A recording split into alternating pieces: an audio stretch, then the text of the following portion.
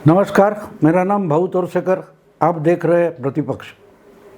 दोस्तों, आज मैं अखिलेश के बारे में थोड़ी बात करूंगा, क्योंकि देश भर के नेता सोनिया जी ने बुलाई हुई मीटिंग में हाजिर हुए, लेकिन अपोजिशन का एक प्रमुख नेता इसलिए कि वो उत्तर प्रदेश का नेता है, विरोधी पक्ष में, अपोजिशन में, जिनका नाम अखिलेश यादव है।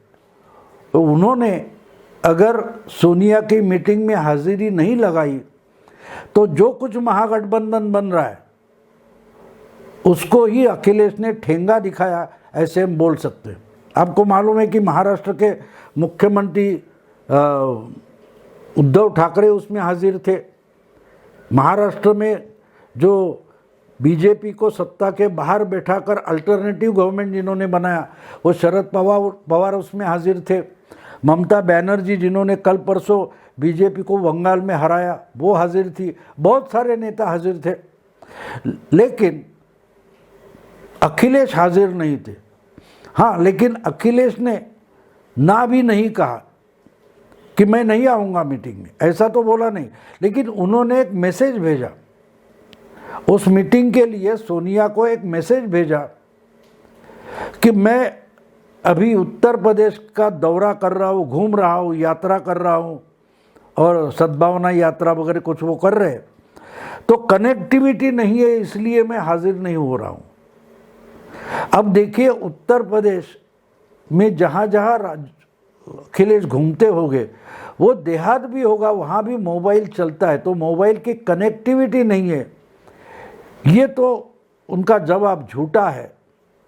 मतलब सीधा है कि मैं मीटिंग में हाजिर नहीं रहूँगा। अच्छा, दूसरी बात है कि अगर आप हाजिर नहीं रहे तो कोई बात नहीं, लेकिन कम से कम आप ये बोल सकते थे कि आप जो कुछ एजेंडा तय करेंगे उसको मेरा सपोर्ट रहेगा, समर्थन रहेगा। ये तो उन्होंने बताया नहीं, सिर्फ इतना ही कह दिया कि मैं यात्रा कर रहा हूँ और इस यात्रा में कनेक्टिविटी की प्रॉब्लम है, इसलिए मैं इसमें शामिल नहीं हो रहा हूँ। और एक बात है, उसमें यशवंत सिन्हा थे कि नहीं मुझे मालूम नहीं, क्योंकि उनका नाम तो आया नहीं, मैंने देखा नहीं है। शरद यादव भी नहीं थे, चंद्रबाबू नायडू भी नहीं थे। यानी 3 साल अगर हम पीछे चले जाए 3 साल हम पीछे चले जाए तो हमें दिखाई रहेगा कि शरद यादव तो सोनिया जी के बगल में खड़े रहते थे, यशवंत सिन्हा रहते थे, चंद्रबाबू हाथ ऊपर उठाने के लिए हर मंच पर खड़े रहते थे।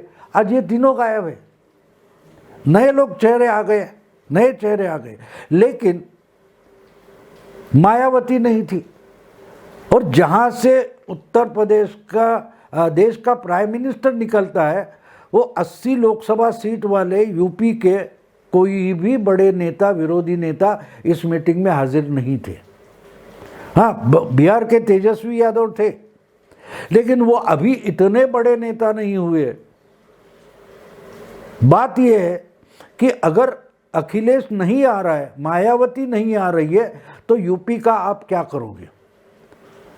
उड़ीसा के जो नवीन बाबू पटनायक है वो नहीं थे, ना आंध्र के जगत रेड्डी थे, ना चंद्रबाबू नायडू थे, ना तेलंगाना के टीआरएस के चंद्रशेखर राव थे।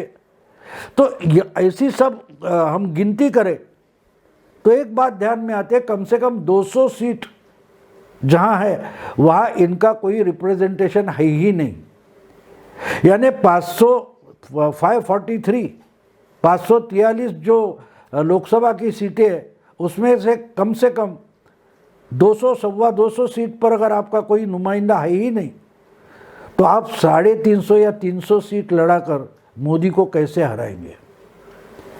और जहाँ कोई है, अब देखिए कि यूपी में बड़ी ताकत अगर बीजेपी है तो भी अखिलेश और मायावती है, बड़ा ताकत वाला गुट है, तो उनको इकट्ठा लाना चाहिए। उसके लिए सोनिया क्या करेगी? नहीं है। और ममता ने उस मीटिंग में भी बता दिया, एक तरीके से बोल दिया कि आपकी लीडरशिप नहीं चलेगी, कांग्रेस की लीडरशिप नहीं चलेगी। हाँ, अगर अपोजिशन पूरा इकट्ठा आ जाता है तो उसको लीड तो कांग्रेस नहीं करना चाहिए, लेकिन कांग्रेस की मनमानी नहीं चलेगी। ममता ने उसी मीटिंग में बता दिया कि अगर हम अपोजिशन की यूनिटी करते हैं, कुछ फ्रंट बनाते हैं, गठबंधन बनाते हैं, तो उसकी एक कोर कमेटी होनी चाहिए और हफ्ते में या कुछ 4-5 दिन में कम से कम एक बार ये कोर कमेटी की मीटिंग होनी चाहिए। ममता का ये कहना क्या, इसका मतलब क्या निकलता है कि सोनिया जी मीटिंग बुलाएंगी और सब आ जाएंगे? ऐसा नहीं होगा। जो कोर कमेटी बनेगी उसको मीटिंग तय करनी पड़ेगी, कुछ तय करना पड़ेगा, फिर सब पार्टियां इकट्ठी हो जाएगी। कोर कमेटी का मतलब प्रियंका गांधी, राहुल गांधी और सोनिया गांधी, ऐसा नहीं होता। कोर कमेटी का मतलब कांग्रेस हाईकमांड नहीं होता। अपोजिशन की कोर कमेटी, इसका मतलब उसमें कांग्रेस रहेगी, लेकिन बड़े 2-3 दल नेता उसमें रहेंगे जो कांग्रेसी नहीं होंगे। यानी पहले मीटिंग में ही ममता ने शर्त रखी है कि अगर कोर कमेटी बनती है तो ही तृणमूल कांग्रेस इस अपोजिशन यूनिटी में शामिल होगी और उस कोर कमेटी की मीटिंगें बार बार होनी चाहिए। अचानक राहुल गांधी को कुछ लगेगा कि भाई जंतर मंतर पर जाकर हम प्रदर्शन करेंगे और इसलिए सब पार्टियों को आना है, तो बिल्कुल नहीं आएंगे। ऐसा ही एक तरीके से ममता बता रही है कि कांग्रेस की मनमानी नहीं चलेगी। राहुल की तो छोड़ो, सोनिया जी की मनमानी नहीं चलेगी और होगी भी तो उसमें टीएमसी नहीं रहेगी। ये ममता ने मीटिंग में आकर बता दिया।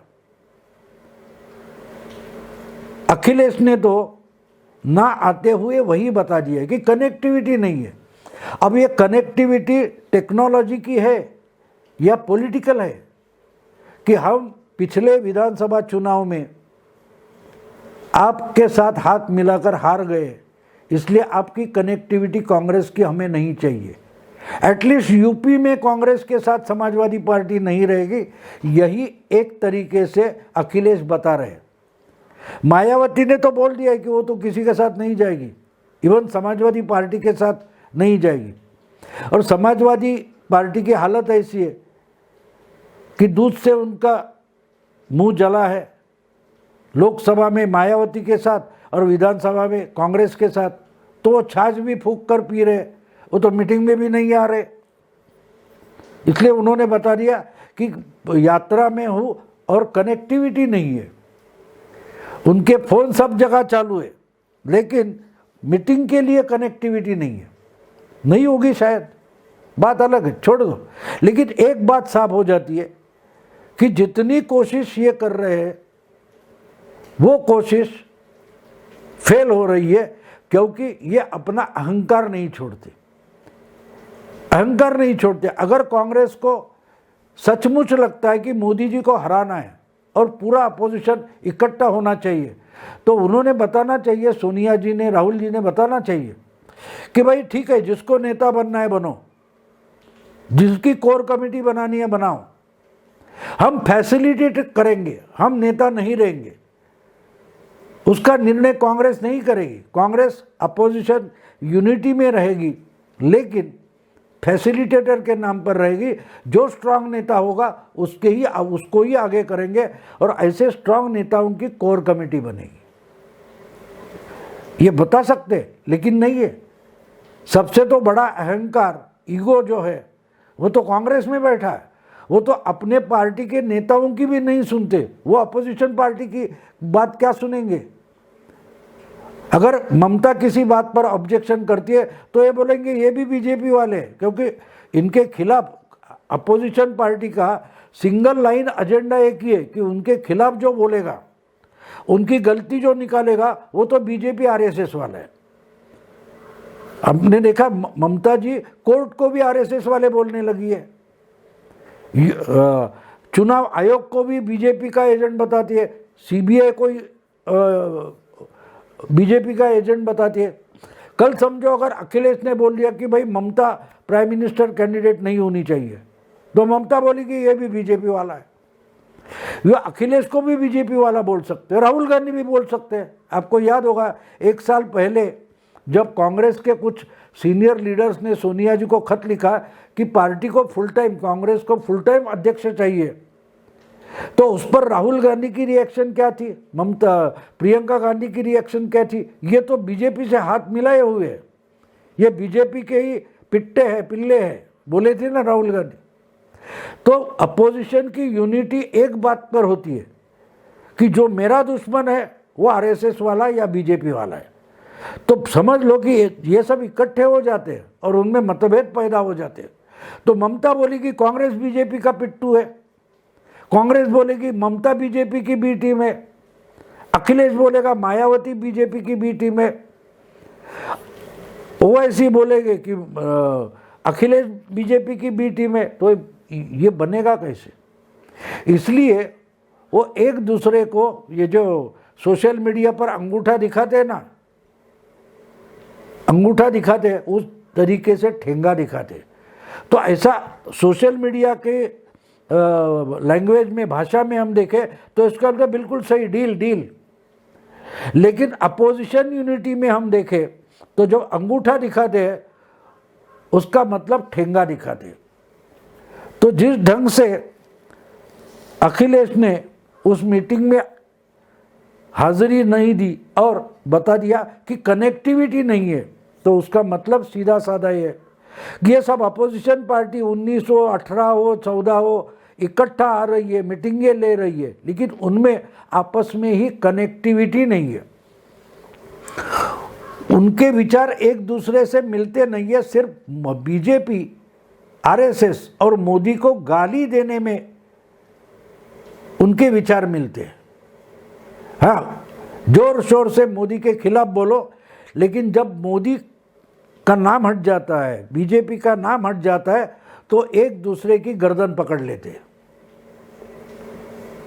तो इसलिए मैंने कहा कि अखिलेश, ये शुरुआत है, अखिलेश ने जो ठेंगा दिखाया है सोनिया जी को, ये शुरुआत है। 2024 आने तक और बहुत कुछ होने वाला है। ये इकट्ठा हो नहीं सकते, हो ही नहीं सकते, क्योंकि इनका पहला दुश्मन उनका दोस्त होता है। महागठबंधन बनाएंगे तो एक दूसरे को गिराने की कोशिश करेंगे